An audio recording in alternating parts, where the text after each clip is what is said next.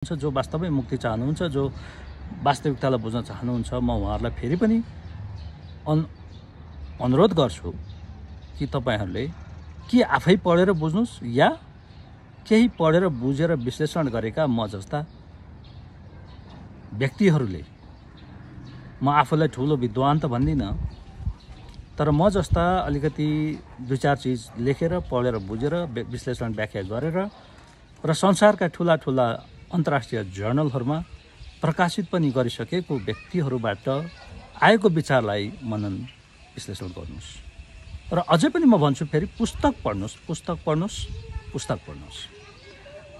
त पढ्नुपर्छ किनभने जसरी तपाईको ऐना तपाईको आफ्नै अनुहार हो नि, त्यो तपाईको नाक, तपाईको आँखा, तपाईको मुख, तपाईको गाला, तपाईको चिउँडो, तपाईको निधार के छ, कस्तो छ, तपाईँ आफै त्यो देख्न सक्नुहुन्न। एउटा माध्यम चाहिन्छ, ऐना। ऐना नभए टल्किएको जुत्ता, पानीमा रिफ्लेक्सन, छाया। जसरी पनि तपाईले आफैले आफ्नो अनुहार देख्ने भनेको छाया मार्फत हो। त्यस्तै गरी हाम्रो स्थिति, हाम्रो अहिलेको अवस्था, हाम्रो ऐतिहासिक वस्तुस्थिति, हाम्रो सामाजिक परिवेशलाई राम्रोसँग बुझ्नलाई सशक्त ऐना भनेको पुस्तक हो। र जसरी सबै ऐना एउटै प्रकारका हुँदैनन्, सफा हुँदैनन्, कुनै चर्किएका हुन्छन्, कुनै भत्किएका हुन्छन्, कोही टाढा मात्र देख्ने हुन्छ, कोही नजिक मात्र देख्ने हुन्छ, त्यस्तै गरी हामीले ऐना पनि छान्न जान्न सक्नुपर्दछ।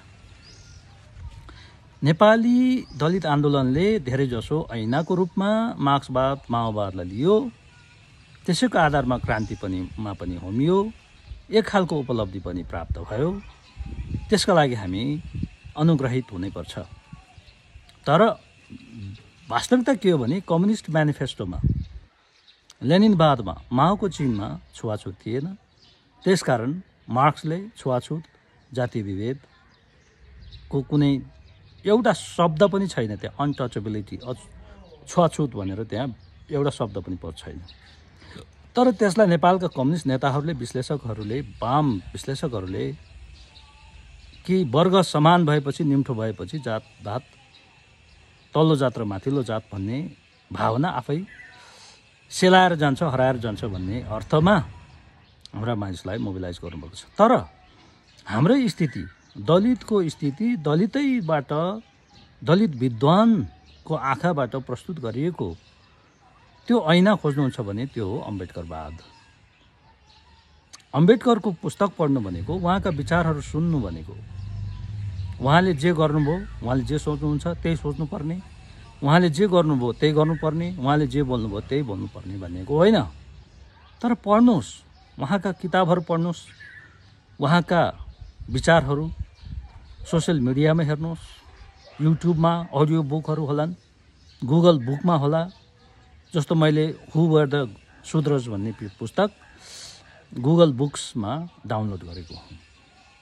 अहिलेको अनलाइनको जमानामा जसरी पनि अध्ययन गर्न सक्नुहुन्छ। र प्रायः चाहिँ अम्बेडकरले भाषण अङ्ग्रेजी र हिन्दीमा गर्नुभएको छ, त्यो सुन्नुहोस्। उहाँको बारेमा फिल्म बनेको छ, त्यो हेर्नुहोस्।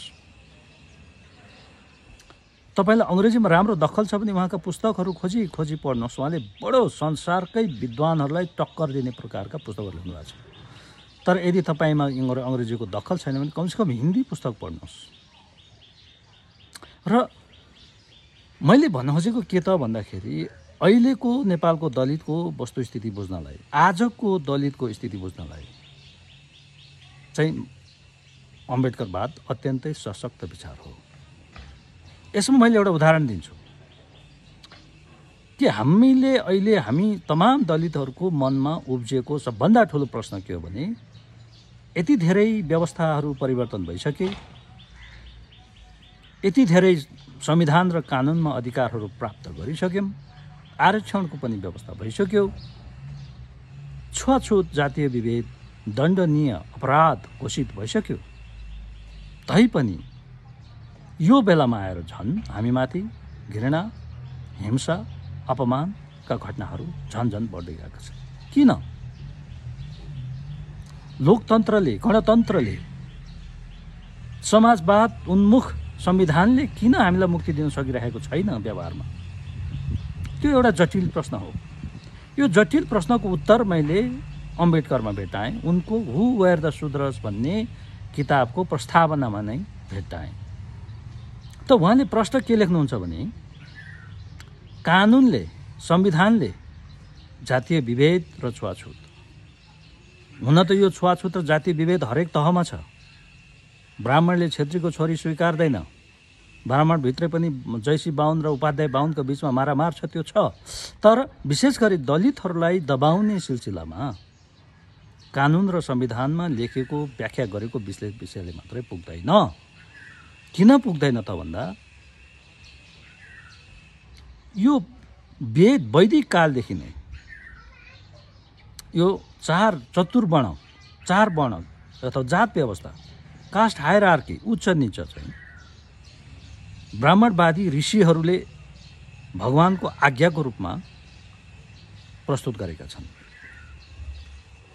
कतिपय हामीहरूले बुझ्छौँ कि जातभात भनेको एउटा पेसाको आधारमा, कामका आधारमा विभाजित गरिएको हो भनिन्छ। त्यो मात्र होइन, ऋग्वेदको पुरुष सूक्त हेर्नुभयो भनेदेखि it is all related to cosmogony. मान्छेको, मानव जगतको उत्पत्ति, ब्रह्माण्डको उत्पत्ति कसरी भयो भनेर व्याख्या गर्ने त्यो दर्शन, त्यो कस्मोजनी, उत्पत्तिको दर्शन। त्यसैमा चाहिँ के भनिएको छ भने मान्छेको जगत, समग्र मानव जातिको उत्पत्ति नै चार जातको आधारमा भएको छ। बाइबलले चाहिँ एउटा महिला र एउटा पुरुष, एडम एन्ड इभको सुरुमा उत्पत्ति भयो र तिनीहरूको सन्तति हौँ हामी भन्छन्। माटोबाट बनेको हो हाम्रो शरीर भन्छ। इस्लामको आफ्नै दर्शन होला, ज्युजहरूको आफ्नै दर्शन होला, तर ज्यू र क्रिस्चियनको पनि उस्तै पर्छ।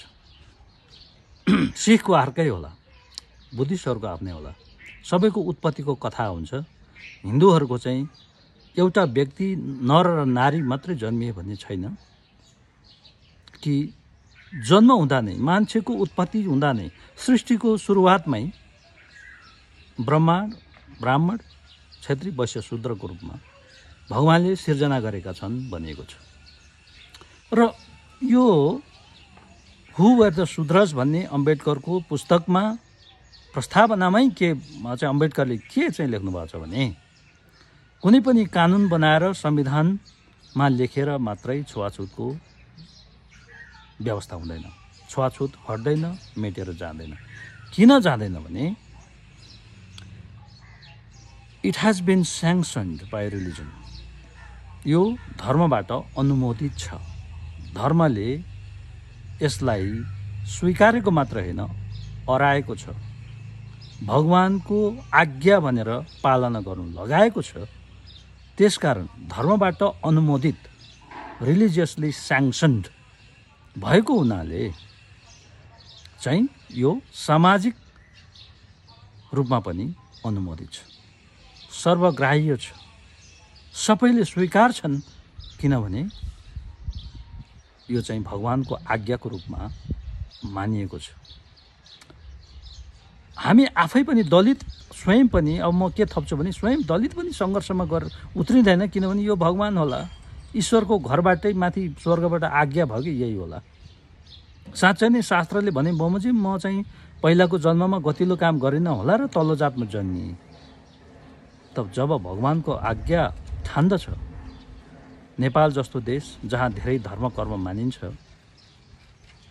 जहाँ अस्ट्रेलियामा छोराको भिसा लाग्नलाई, मनोकामनालाई चाहिँ बोका चढाउने जनताहरू छन्, पढेका पनि र नपढेका पनि, जहाँ काठमाडौँका मान्छेहरू पनि ग्रह दशा हेराउन जान्छन् हस्पिटलमा जानुभन्दा पहिला, त्यस्तो देशमा भगवानको आज्ञा भनेपछि चाहिँ अब त्यो नमान्ने कुरा भएन। र यो कुरा हाम्रो व्यवहारबाट पनि बुझ्न कठिन छैन।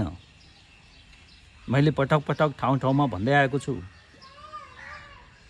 मलाई जति पढे पनि, जति धन कमाए पनि काठमाडौँमा 80-90% घरबेटीले डेरा नदिने कारण के हो? म फोहोर भएर हो, म चढ्या भएर हो, म अशिक्षित भएर हो, के भएर हो? म गरिब भएर हो, मैले पैसा दिन्न भनेर हो त? मेरो खराब आचरण चरित्र भएर हो, म अपराधी भएर हो त होइन नि। एउटै मात्र कारण के छ भने मेरो थरको, म मात्र होइन, मेरो थरको शूद्र भनिएका थरका मानिसलाई डेरा दिन हुन्न। किन डेरा दियो भनेदेखि घरको कुल देवता रिसाउँछ, देवी देवता रिसाउँछन्, बाईले पिर्छ। बुटोलमा एउटा बहिनी भेटेको थिएँ मैले, परिवार बहिनी, जसले 3 तले घर बनाउनु भयो र एउटा छिमेकी बाहुनको छोरालाई, आफ्नो छोरालाई ट्युसन पढाउन होम ट्युसनको लागि बोलाउनु भयो। तर घरबाट उसका गरिब बाहुन मातापिताले के भन्नुभयो भने ट्युसन चाहिँ छतमा पढाउनु, कोठाभित्र नपढाउनु। किनकि एउटा चाहिँ शूद्रको घरभित्र जति नै ठुलो घर भयो भने, जति नै पक्का घर भयो भने, जति नै धनी भयो भने, एउटा शूद्रको घरभित्र हाम्रो छोरा निरन्तर गयो भने, त्यहाँको पानी खायो भने हाम्रो कुलदेवता रिसाउँछ, घरको एउटा मान्छे काम नथाल्छ, हाम्रो बाईले पिर्छ। हो यसरी न हो त? यो चिर्नलाई के गर्ने त? यही धर्मलाई सुधार गर्ने कि अर्को धर्ममा जाने? के गर्दा हाम्रो मुक्ति सम्भव होला, त्यो हामीले चिन्तन विश्लेषण गर्नुपर्छ। अम्बेडकरले पनि सुरुमै बुद्ध धर्ममा गइहाल भन्नुभएको थिएन। 30 वर्ष 35 वर्ष उहाँले सुधारको प्रयास गर्नुभयो।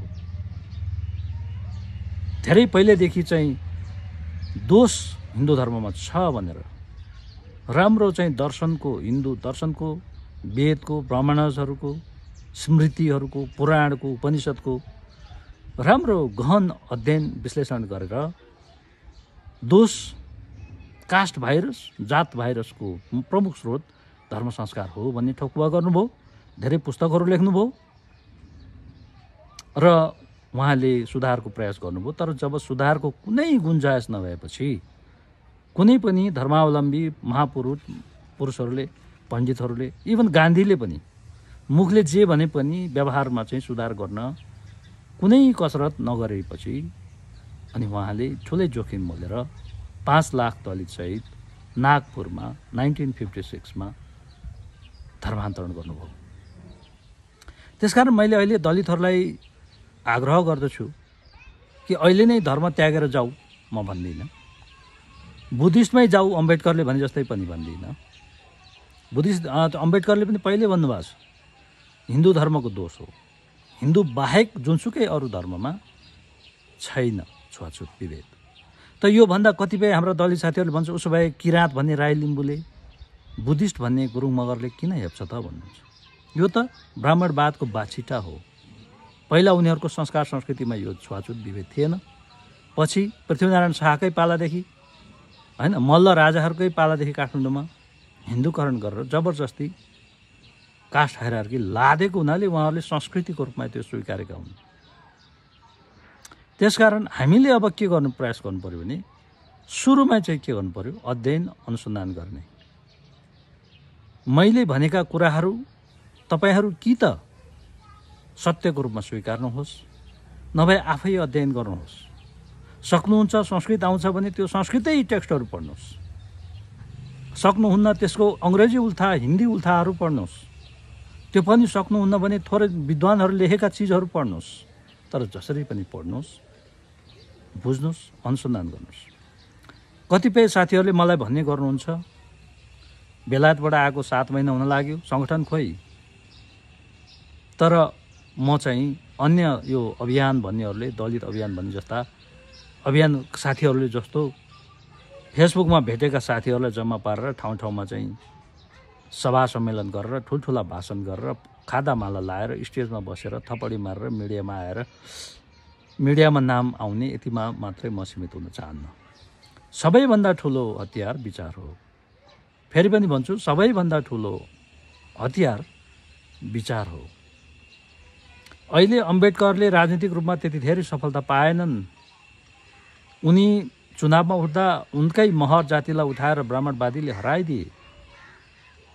तर उनी आफैले पनि चुनावलाई, सत्तालाई, प्रधानमन्त्रीको पदलाई त्यत्रो महत्त्व दिएनन्। उहाँले निरन्तर विचार सम्प्रेषण गर्नुभयो, पुस्तकहरू लेख्नुभयो, लेखहरू लेख्नुभयो, भाषणहरू दिनुभयो र उत्पीडित समुदायको आँखा उगारिदिनुभयो। त्यति बेला धेरै दलितले महर समुदाय बाहेक अरूले त्यति धेरै वास्ता गरेको थिएन, त्यति धेरै बुझेको थिएन। तर पछि 1980s देखि उनका विचारहरू एकदमै प्रसिद्ध भएर गए। भारतभरि दलित आन्दोलनले अहिले अम्बेडकरलाई महागुरु ठान्दछ, विचारको राजा ठान्दछ, एउटा बुद्धकै अवतार ठान्दछ। त्यसकारण म पहिला विचार निर्माण गर्दै, नयाँ बहस सिर्जना गर्दै, मेरा मानिसहरूको आँखा उगार्दै, चेतनाको विकास गर्दै अगाडि बढाउन चाहन्छु। र त्यसका लागि म पुनः तपाईँहरूलाई आग्रह गर्दछु, पुस्तकहरू पढ्नुहोस्। सकेसम्म अहिले हाम्रोमा लिट्रेसी बढेको छ, फेसबुक चलाउँछौँ, फेसबुक चलाएर पनि सोसियल मिडिया चलाउने क्रममा पनि हाम्रो कतिको चाहिँ बौद्धिक स्तर माथि गइसकेको छ। सक्नुहुन्छ पुस्तक पढ्नुहोस्। अम्बेडकरका विचारहरू, ज्योतिबा फुलेका विचारहरू, पेरियारका विचारहरू, भारतमा भएका विगतका 200-300 सालमा दलितहरूले गरेका सङ्घर्षका इतिहासहरू, नेपालमै पनि जति पनि सङ्घर्षहरू भए त्योहरू पढ्नुहोस्, अध्ययन गर्नुहोस्, अनुसन्धान गर्नुहोस् र आफ्नो धारणा बनाउनुहोस्। फेरि पनि मैले भने आफैले आफ्नो अनुहार हेर्नलाई पनि एउटा माध्यम चाहिन्छ, ऐना जस्तो चाहिन्छ। हाम्रो स्थिति, हाम्रो वस्तुस्थिति, हाम्रो अवस्था सही मूल्याङ्कन गर्नका लागि, सही रूपमा पहिचान गर्नका लागि विद्वानहरूको विचारहरूलाई ग्रहण गर्नुपर्छ, विश्लेषण गर्नुपर्छ। मैले पनि जे भने त्यही तपाईँले स्वाट्टै स्वीकार्नुपर्छ भन्ने छैन। त्यसलाई इतिहासको कसीमा, यथार्थताको कसीमा राखेर जोख्नुहोस्, हेर्नुहोस्, तौलनुहोस्। बुद्धले पनि कहिले पनि भनेनन् कि मैले जे भने त्यही मान। बुद्धले कहिले पनि भनेनन् कि मै भगवान हुँ। तर उहाँले भन्नुभयो, जे कुरालाई पनि अन्तिम सत्य नठान। हाम्रो दलित साथीहरूको एउटा समस्या के छ भने ब्राह्मण पण्डितहरू, ब्राह्मण नेताहरू, ब्राह्मण विश्लेषकहरू, ब्राह्मण गुरुहरू, ब्राह्मण टिचरहरू, ब्राह्मण प्रोफेसरहरूले जे भन्दियो त्यसलाई अन्तिम सत्य ठान्ने र आफ्नै मान्छे, म जस्ता आफ्नै मान्छेले पनि अलि फरक विचार राख्यो भने त्यसलाई दुत्कार्ने। त्यो गरेर मलाई त केही हानि हुँदैन, तर मुक्ति आन्दोलनलाई हानि हुन्छ। हाम्रो उन्मुक्तिको सपना अधुरो हुन्छ। यति भन्दै अहिलेलाई म बिदा माग्न चाहन्छु। काठमाडौँबाट डाक्टर मित्र परियार, नमस्कार।